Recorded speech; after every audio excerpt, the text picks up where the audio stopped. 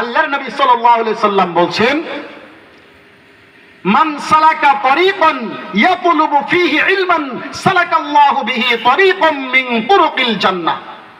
যে ব্যক্তি আল্লাহর রাস্তায় বের হয়, জ্ঞান অর্জন করার জন্য আল্লাহর রাস্তায় বের হয়, আল্লাহ রাসূল সাল্লাল্লাহু আলাইহি ওয়াসাল্লাম বলছেন ওই ব্যক্তির জান্নাতের রাস্তাকে আল্লাহ সহজ করে দেন। সুবহানাল্লাহি ওয়া বিহামদিহি। শুধু তাই নয়, আল্লাহর ফেরেশতারা এই তালিবে ইলম অন্বেষণকারী, জ্ঞান অন্বেষণকারী ব্যক্তির জন্য তাদের পাখনাগুলোকে তাদের সম্মানে বিছিয়ে দেন। সুবহানাল্লাহি ওয়া বিহামদিহি। তাহলে আজকের প্রোগ্রাম আপনার জন্য সফলতা বয়ে আনবে যদি আপনি বাসা থেকে শিক্ষার উদ্দেশ্যে বের হন।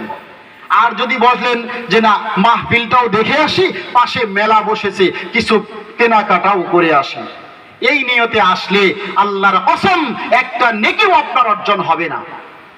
তাই নিয়তকে পরিবর্তন করুন।